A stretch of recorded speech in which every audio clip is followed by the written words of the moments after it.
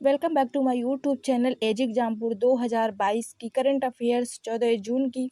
आइए जानते हैं करंट अफेयर्स। यूपीएससी एक्सप्रेस जितने भी तैयारी कर रहे हैं यूपीएससी की, तो उनके लिए करंट अफेयर्स बहुत इंपॉर्टेंट है। विध्वंसक अभियानों के खिलाफ कानून। विध्वंसक अभियानों के खिलाफ कानून चर्चा में क्यों रहा? तो देश के पिछले कुछ हफ्तों में बीते जो हफ्ते बीत गए हैं उनमें क्या हुआ कि विध्वंस अभियान का उन्माद देखा जा रहा है। भारतीय संविधान के अनुसार अनुच्छेद 300A में स्पष्ट रूप से कहा गया है, क्या कहा गया कि कानून के अधिकार के बिना किसी भी व्यक्ति को उसकी संपत्ति से वंचित नहीं किया जा सकता। बुलडोजर के माध्यम से त्वरित न्याय सुनिश्चित करने के विचार उत्तर प्रदेश में उत्पन्न हुआ है। बुलडोजर उत्तर प्रदेश में चल रहा है। इसके बाद में नागरिकता संशोधन अधिनियम 2019 के विरोध में उत्तर प्रदेश सरकार ने सार्वजनिक संपत्ति को नष्ट करने के कथित रूप में शामिल लोगों को हर्जाना वसूलने के लिए भी आदेश पारित कर दिया है। नेक्स्ट, राज्य सरकार ये भी दावा करती है कि विध्वंस जो हैं वो अतिक्रमण के जवाब में है। हालांकि तथ्य यह है कि ये मनमाने ढंग से विध्वंस एक विशेष समुदाय और दंगों के खिलाफ किए जा रहे हैं। नेक्स्ट है, विध्वंसक अभियान जैसे कैसे समस्या ग्रस्त है।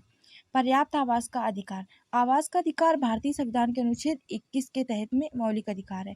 ICESCR क्या है? आर्थिक, सामाजिक और सांस्कृतिक अधिकारों पर अंतर्राष्ट्रीय वार्ता।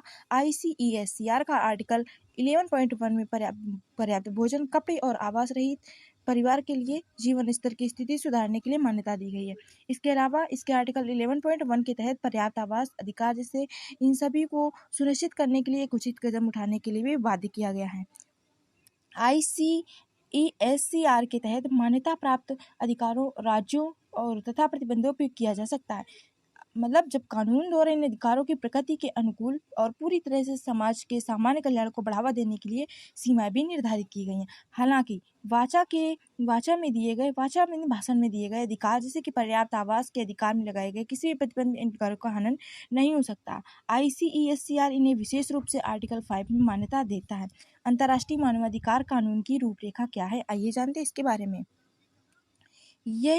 यह अंतर्राष्ट्रीय मानवाधिकार कानून ढांचे के तहत एक अच्छी तरह से प्रलेखित अधिकार है और यह भारत के पर बाध्यकारी है। उदाहरण के लिए मानवाधिकारों की सार्वभौमिक घोषणा UDHR के आर्टिकल 25 में भी कहा गया है कि हर किसी को अपने और अपने परिवार के स्वास्थ्य कल्याण के लिए पर्याप्त जीवन स्तर बनाए रखना चाहिए। यह अधिकार उनका और भोजन, कपड़ा, आवास तथा चिकित्सा भी इसमें शामिल कर दिया गया। नेक्स्ट है, इसके अलावा अंतर्राष्ट्रीय कानून किसी भी व्यक्ति की संपत्ति के अधिकार के मनमाने में हस्तक्षेप को भी प्रतिबंधित करता है। उदाहरण के लिए माने तो UDHR के आर्टिकल 12 में भी कहा गया है कि किसी को भी गोपनीयता, परिवार, घर या पत्राचार के साथ मनमाने ढंग से हस्तक्षेप नहीं किया जाएगा, ना ही उसके सम्मान एवं प्रतिष्ठा पर हमला किया जाएगा। और आर्टिकल 12 में यह भी निर्धारित किया गया है कि हर किसी को इस तरह के हस्तक्षेप पर और हमलों के खिलाफ कानून के तहत संरक्षण अधिकार है।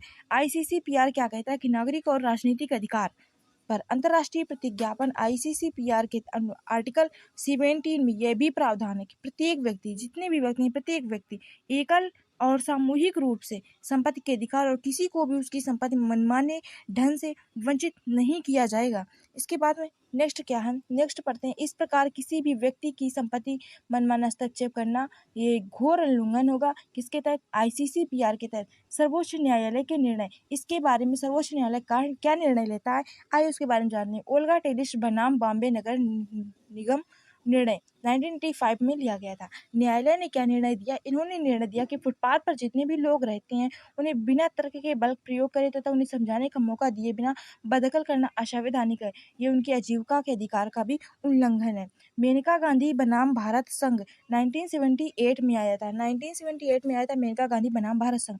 इस मामले में सर्वोच्च न्यायालय ने आर्टिकल 21 के दायरे में यह व्याख्या की कि कानून की उचित प्रक्रिया कानून द्वारा स्थापित प्रक्रिया का एक अभिन्न अंग है और यह भी समझाया कि ऐसी प्रक्रिया निष्पक्ष, न्यायपूर्ण और उसके तर्कसंगत होनी चाहिए। यदि कानून द्वारा निर्धारित प्रक्रिया काल्पनिक, दमनकारी और मनमानी प्रकृति की है तो इस प्रक्रिया को बिल्कुल नहीं माना जाएगा। इसे प्रकार आर्टिकल 21 में सभी आवश्यकताओं को पूरा नहीं किया जाएगा। वहीं नगर निगम लुधियाना बनाम इंद्रजीत सिंह 2008 में क्या आया?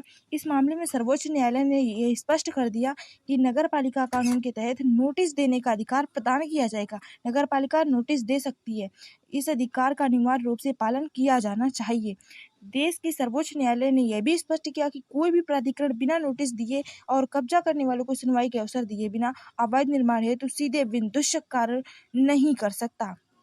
अन्य महत्वपूर्ण निर्णय लिए गए वो क्या है? सर्वोच्च न्यायालय ने बचन सिंह बनाम पंजाब राज 1980 में, विशाखा बनाम राजस्थान राज्य 1997 में जैसे मामलों में तथा हाल ही में प्रसिद्ध पट्टा स्वामी बनाम भारत संघ 2017 में यह सिद्धांत को निर्धारित किया कि संविधान के तहत गारंटीकृत मौलिक अधिकारों को पढ़ा और उनकी व्याख्या इस तरह से की जानी चाहिए कि अंतर्राष्ट्रीय मानवाधिकार कानून के साथ उनकी अनुरूपता को बढ़ाएगा।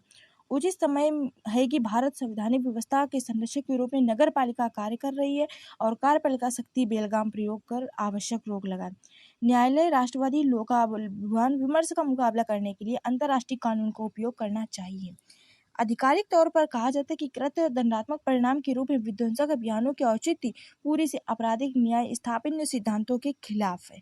और क्या है? विध्वंस अभियान जो है संचालन के एक प्रतिशोधी उपाय के रूप में यह भी कहा गया, क्या कहा गया कि ताकि हिंसा को रोकने के लिए घोषित उद्देश्य के साथ तोड़-फोड़ करना कानून के शासन के सिद्धांत का उल्लंघन है। किसी भी चीज को तोड़ो ही फोड़ेंगे तो वो उल्लंघन है और ये शासन के प्रति उल्लंघन होगा तो आपको कड़ी से कड़ी सजा मिल सकती है। सिविल सर्विस परीक्षा में पूछे गए विगत प्रश्नों का अध्ययन हम नेक्स्ट वीडियो में करेंगे। तब तक के लिए वीडियो को लाइक और सब्सक्राइब कर दीजिएगा। एजी एग्जाम पूर्व चैनल को लाइक एंड सब्सक्राइब कीजिएगा। Thank you for watching video. तब तक के लिए धन्यवाद। बने रहिएगा हमारे साथ में।